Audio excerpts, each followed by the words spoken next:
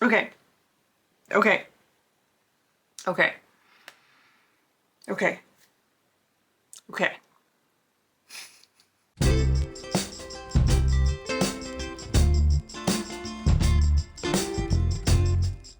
Hi friends, welcome back. I'm MC, a knit and crochet designer and yarn dyer from Connecticut, and you can find me on Instagram and Ravelry as Blame the Knots, on my website blametheknots.com, and of course right here on YouTube where you can get to know me a little bit better. I am so excited that I just remembered all of those words. We are here today for episode 63 of the podcast, and it has been a really long time since I've filmed one of these. I'm a bit out of practice and I've kind of forgotten what to do. But we are here. Today is January 14th, 2026. I cannot believe it. And we're gonna jump right in. We have a lot to talk about today. So we're just gonna get going. We're gonna talk about knitting, crocheting, spinning, no weaving, and reading and life, and catch you up on the last month of what's been going on. Okay, today we are struggling with some really bad lighting. I had a tight deadline for a book today. I got it in literally 15 minutes before it was due, right before I sat down to film this. So I had to push this filming back, and it is a gloomy day and it is late in the day, and we're working with what we've got. So I am going to talk very minimally about the things that I've already shared with you. The projects that we've already talked about before, I'm gonna kind of like breeze through those as fast as I can because we have so much to talk about and I just want us to get into things. So, okay, quit yammering, MC. The first thing that I'm wearing that is a finished object is my second Eve sweatshirt by Brie of the Little Wolf Knits. I'm also wearing a pair of really old hand knit socks today, but I finished my second Eve sweatshirt. This is in yarn from Brie of the Little Wolf Knits as well. This is Flats or Drums on Boucle, and the contrast color is a DK weight yarn in the colorway Prongs, and I love it so much. I am also grateful, shout out to Brie, because she only had 2 skeins of this Flats or Drums in stock, and she gave me her like leftover half a skein from her second Eve sweatshirt, which is in the same colorway, and I had 1 gram of yarn left over at the end. So thank you, Brie. Otherwise this would not be something I could wear. So this is finished and I'm very excited about it and I love it. I've already worn it a million times. I did not make any modifications. I'm pretty sure I even used the same needle sizes that came in the pattern, or that were listed in the pattern, and I made the size, the 3rd size. Next up, I don't even have it to show you, but I made a hat for Joe. I showed it a little bit in the last podcast and I was almost done with it, and I finished it, gave it to him for Christmas. I like kind of started it like a muscle burra, where I started from the top, cast on 8 stitches, and increased. And then when it got to a length that kind of matched his other muscle burra that he likes, I started some ribbing, did a few inches of ribbing, and then bound off because I didn't have enough yarn to do a full muscle burra that would be folded in half. It was great. He likes it, but he now has it, and I didn't even take a picture of it, so let's move on. The next thing that I finished is another piece of headwear, and this is finished but not like technically completely done yet. And honestly, I should not even still have this to be able to show you, but it's okay. I'll explain in a second. This is the, I believe you would say, I know balaclava, and I do not know how to pronounce the designer's name. It will be on the screen. I cannot model this for you because this is a size that fits a 2-year-old, and I can get it on my head. I did put it on at one point, but it is not the best experience taking it off, and so I'm not gonna do that for you, sorry. This is in my colorway Static Shock, and it is on my DK base, and this was a really fun pattern. It's mostly garter for the top, and then you do some ribbing for around the neck, and then stockinette down here with a little garter edge. Oh boy, there's something in my eye. I enjoyed making this pattern and I would make it again, but I will say that I think it's a good pattern, but it's not the most comprehensive for beginners. I believe it was originally written in Finnish, and then it was translated to have an English pattern, and that's fantastic and wonderful, and I love when things become popular and need translations, but it was just not the most detailed pattern. So I would say if you are not super comfortable with short rows and kind of figuring things out on your own, like knowing what to do with short rows, I might wait on this pattern a little bit. But if you're confident with your short rows, it is fantastic. And I do have 2 pom-poms that I'm going to put on here. I just haven't figured out how to attach them yet, and I don't know what I want to do. So there's that. This is for my nephew. My sister-in-law requested a bright orange balaclava for him with pom-poms. And I feel bad because we were kind of like, we still have all their Christmas presents. We were kind of holding on to them, like in case we saw them every once in a while. Some years we will see them over the Christmas holidays during that break. And so we kind of hold on to their presents in case we're going to see them. And this year we didn't. And so we really need to get these things in the mail. But at least I could show you today, I guess, by being a bad auntie and holding on to this and not getting it in the mail yet. I could show it to you. Okay, next we entered Spinland. It was wild around here for a little bit. I was obsessed with spinning. I mean, I'm still obsessed with spinning. I love it, but I've slowed down a little bit. The first thing that I did is I finished up this skein of Falkland yarn, and this is, I used a braid of Strange Children and a braid of Scissors Lizard Spock, both on Falkland from Into the World, and I just made them a 2-ply. I got 630 yards. It is, I would say, like a light DK. Yeah. I was thinking I might make a side-long shawl out of this. That's what's been kind of like calling to me lately, but I don't know. We'll see. So that was really fun. And then I decided I really wanted to make something chunky. I just like really wanted to make like an art yarn or something like really thick. I wanted to try and challenge myself basically, because I was kind of like, I love spinning and I love spinning my default yarn, but I also just wanted to try something new because I also love to try something new with spinning and I love learning it. So I wanted to try and spin thicker. And I was not super successful, but I did spin a little bit thicker than I usually do. And so I spun this. This is a braid of Pumpkin Patch Vibes from Yarn Jam. And what I did with this, oh boy, come back to me, light, come back to me. There we go. What I did with this is I cable plied it. So I tried to spin my singles a bit thicker than I normally do. I basically spun the singles at about a fingering weight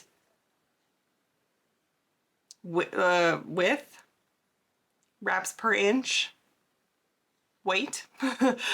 So a single was equal to a strand of fingering weight yarn. And then I cable plied it, which is where you make a 2-ply yarn out of it, and then you 2-ply the 2 plies on themselves. And I love it. I think cable plying is really, really fun, and I love what happens with it. I am thinking I might want to weave with this yarn. This is Shanico, by the way. It's so soft, and it feels like maybe I shouldn't weave with it and I should make something to wear, but also I kind of want to, so I don't know. We will see what happens. Then I went off the deep end, and I was like, okay, let me see how much stuff I can do. So one day I grabbed some alpaca, and this is so like soft and floopy. It's like hard to show a little bit, but I don't know anything about this. It was just labeled as alpaca. It was given to me. I had 2 ounces, and I had never spun alpaca before, so I decided I wanted to try it. And I also just wanted to try something really chunky. So I did that. I thought I could have sworn I put a label on this. I think I got 30 yards of this alpaca, and it was fun. It's really, really soft. I'm probably gonna end up using it for a weaving or just like give it to someone. I don't know. I don't really have a use for this, but it's very soft and it was very fun and I really enjoyed it. And then I decided to clear off every single one of my bobbins. And it led to a lot of things. So here we go. We have, this was, I can't remember the name of this yarn or this fiber. I'm pretty sure it was from Three Waters Farm. I spun this, I know I spun this yarn when I was in Hawaii, and this was what was left over on 2 of the bobbins to ply together. I didn't count the yardage for any of these, by the way. This was what was left over from my crazy neon spin. This is from A Gem Fiber Arts. I don't remember what the colorway name was, but for this one, for all of the rest of these, I wound them off into a center pole ball, and I plied them from both ends to ply it back on themselves. So there's that one. Then I'm trying to go in like order of how big they are. This I know is some Romney that I got a while ago. It was just a little bit left on a bobbin. I think I had plied this with, I think I had initially spun this to ply with other leftovers that I had. So now it's leftovers again. This is BFL. This is BFL. It was called Stained Glass from Frabjous Fibers, I'm pretty sure. Then we have some leftover Targhee of Witch's Brew from the Little Wolf Knits. We have some green leftover Shetland from my Tour de Fleece 2024, I think, from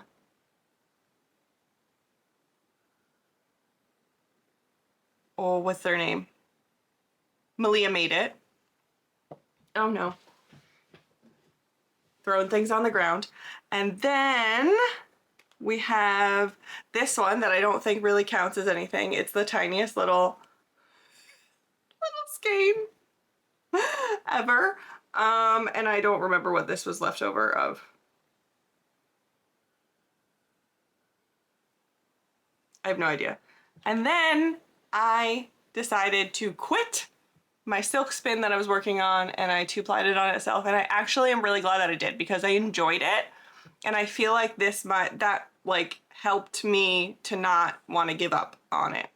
So I think I learned some things by doing what I did with this silk so far, and I think now I've learned enough to kind of change what I want to do in the future. So that feels good. I'm glad I did that.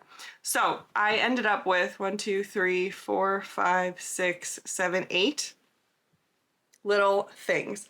And so a lot of people said that I should count these as finished objects for the year. I feel like I'm not gonna count this. This just doesn't feel like it should count. So if I count these, I finished 75 things. Knit, crochet, sewing, weaving, spinning last year in 2025. If I count this, it's 76. So I feel like we shouldn't. Let's say I did 75 things. That feels really cool.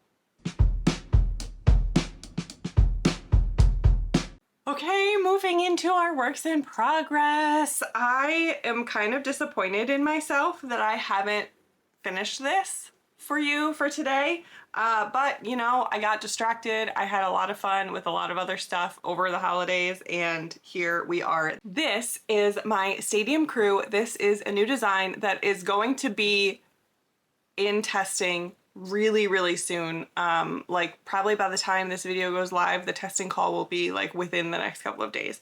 So make sure you get on my newsletter if you would like to test this, because it's ready. Well, okay, I'm finishing this last sleeve. I have like 3 more decrease repeats and then the sleeve is done.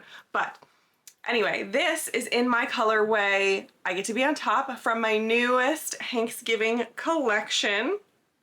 And it is showing up quite poorly with our, oh, look at that. That does not look like that in person. I mean, you can see a little bit of variation, but it's funny the way that the tonality of the yarn has kind of pooled on the arm. This is a really cool design that I'm super proud of. It is basically modeled after like your favorite sweatshirt that you like cut the neck of.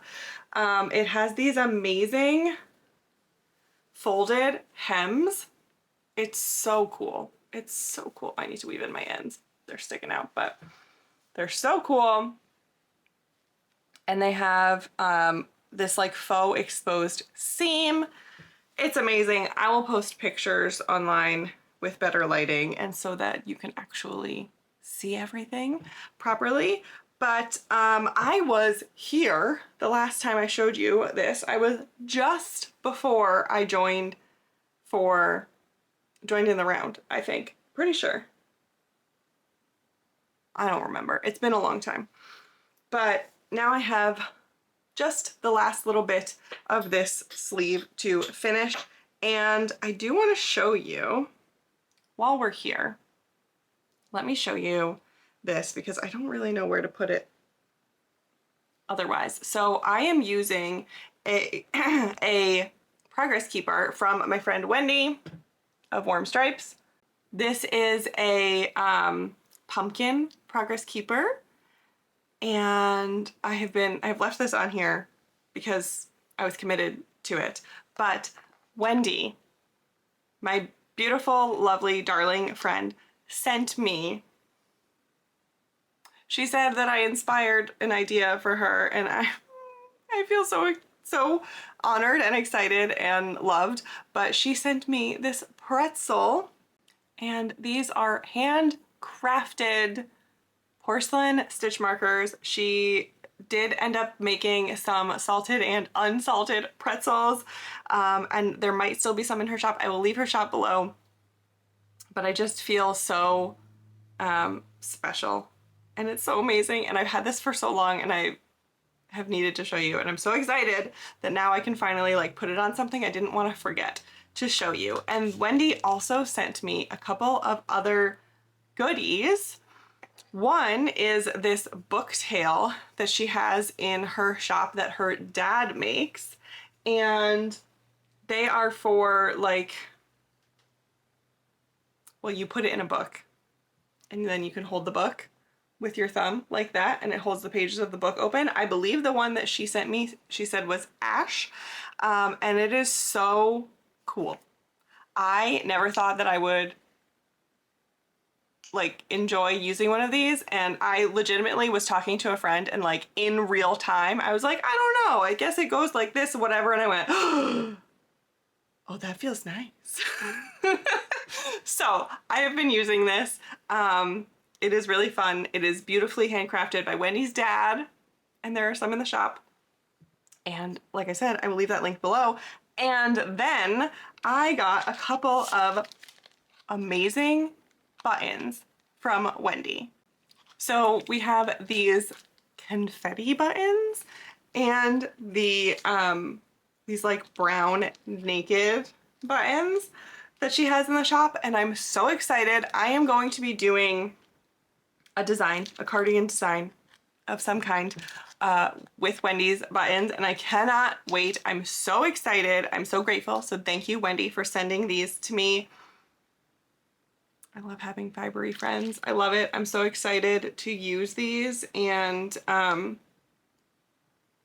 have dreams. I have dreams of what I want these to be. I almost cast something on over Christmas, and then I don't want to say chickened out, but I decided to like wait and like really think about what was going to be like the most perfect iteration of this cardigan idea that I had in my head. Not that it needs to be perfect, but you know what I mean. Like I really wanted to give it its due and really think it through and not just like cast on willy-nilly. So I'm so excited. And okay, Stadium Crew. That's almost done. Let's move on to the next thing. Oh boy, we're rapidly losing light, so let's get going. I started a Harlequilt and I am so excited about it. I am not that far. As you can see, I only have like 2 full diamonds done. I will be making this in my entire neon It's Electric collection. So I'll be using all 5 of those colors. Oh my gosh, I was showing you the wrong side. Whatever, doesn't matter. So you saw the seams. It's okay. And then for my contrast color, my like neutral in between, I'm using Heads Up. And I'm so excited. I love it. I am working on this pattern for you in a DK weight version. The fingering weight version is available. It's only $2. And so here's the deal. The fingering weight version has all the numbers for fingering weight and instructs you to do things in strips. I thought it would be nice for people to be able to like take things more modularly and then seam the strips together, because it's way easier to travel with a strip than it is to travel with a whole blanket. But I am working on getting the numbers figured out for DK. I mean, if you were adventurous and you wanted to, you could easily figure out how to do it with DK for yourself from the pattern.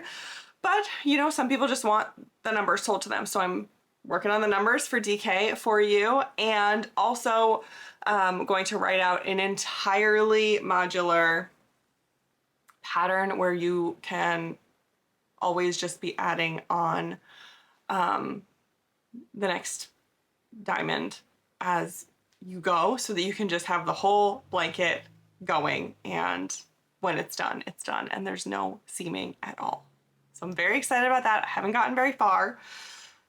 I did end up taking a little break. I was like hot and heavy on it for a little while, and then I took a break.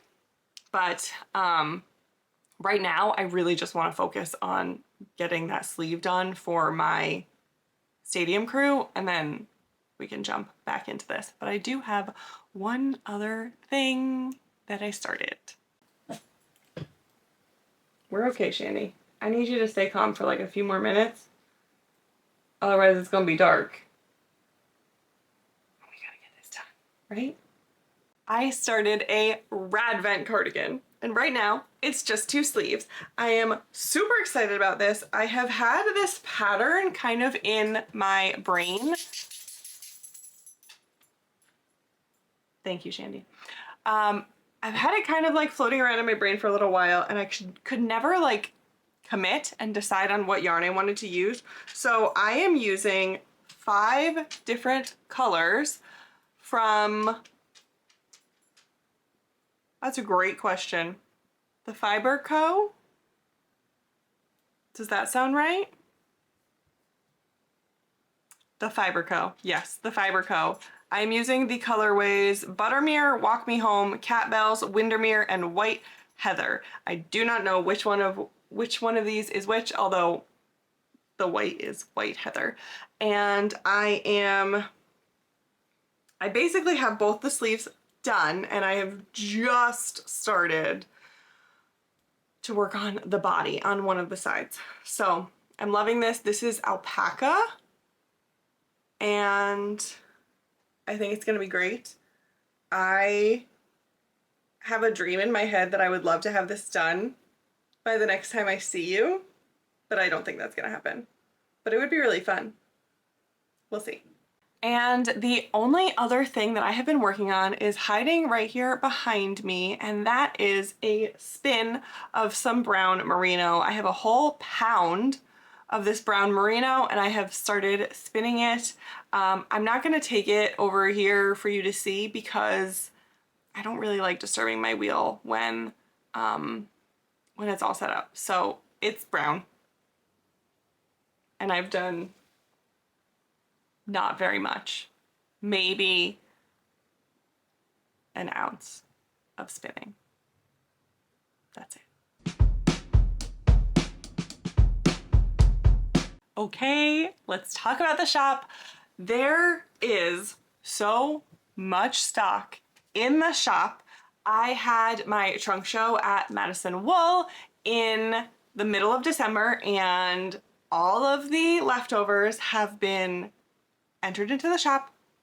There's so much ready to ship. There are still plenty of things available for the Hall Pass box where you can get 5 skeins for $100. And I added some new things into the Hall Pass box section. There are still some sweaters quantities there. It's a fantastic deal. I will leave it linked below if you are interested in checking something out.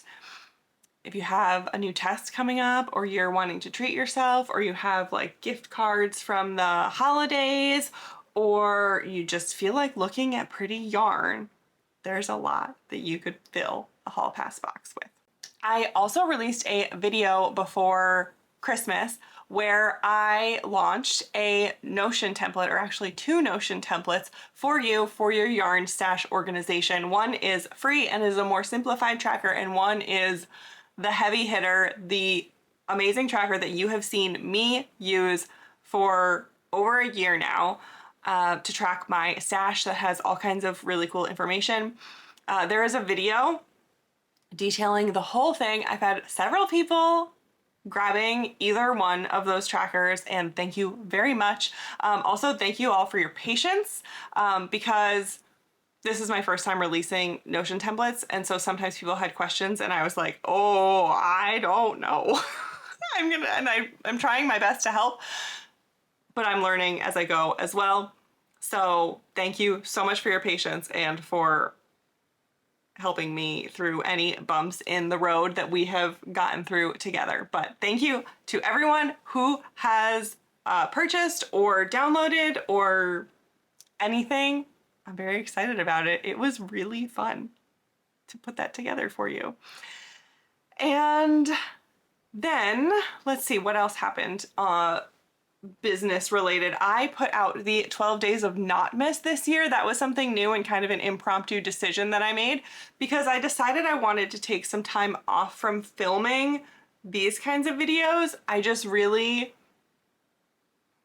I was getting a little bit stressed and sad as it was leading up to the holidays, and I was like, something's got to give, and I decided that something was a podcast update because I didn't have it in me, and I figured we'll figure something out and you guys will be okay without me. So I ended up doing the 12 days of not miss, which was just like a tiny little daily update, almost daily because I forgot sometimes, that I did between Christmas and January 6th, which are the 12 days of Christmas.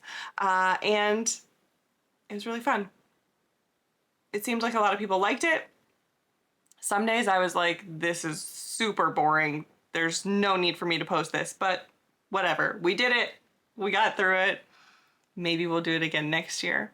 And then I also posted a video last week of all of my goals and dreams and intentions and everything for 2026. There's a little bit of where we came from and where we're going. So definitely check that out. Let me know if you have any thoughts because there are some things in there that I could use your help with. In my life section on my notes, I literally just have yikes. That is the only thing I have written down for life. And that's not because life was yikes. It's just like, oh my gosh, it's been a lot. It's been a long time. We had the holidays. They were very nice. We celebrate Christmas. It was great. We stayed home or like in the area. We did see some family, but we didn't travel. We were home. We did a lot of relaxing. We did a lot of just like hanging out and spending time together, which was really nice. We had a quiet New Year. And then I really struggled to get myself back to my schedule. I was having a lot of time, like a lot of trouble, like literally even physically, like my body was rebelling. So our first week back was rough, but it's okay. We're through it. We're working with what we got. And yeah, that has been life. It's just been whatever happens around the holidays, you know? You know? It's just a lot. It's just a lot. But it was nice.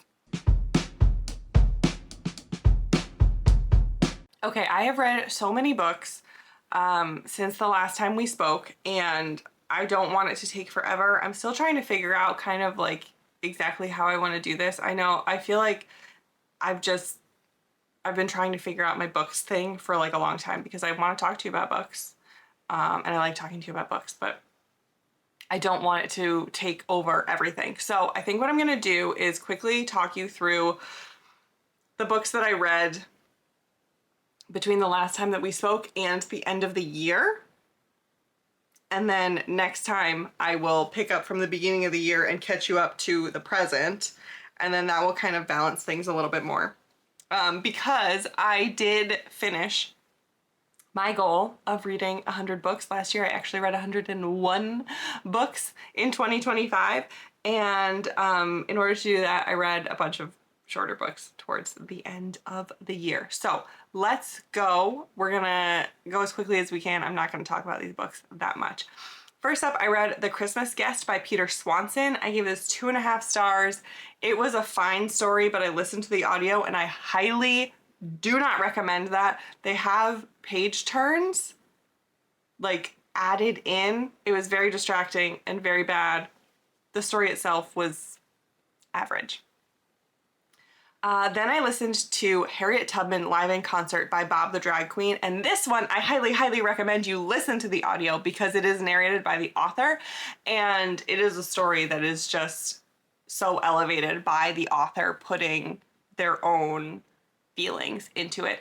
This, I gave 5 stars. No, this I gave 4 stars, sorry. I gave 4 stars. It could have been 5 stars, but I felt like it kind of like dipped and got a little bit slow in the middle. But so good.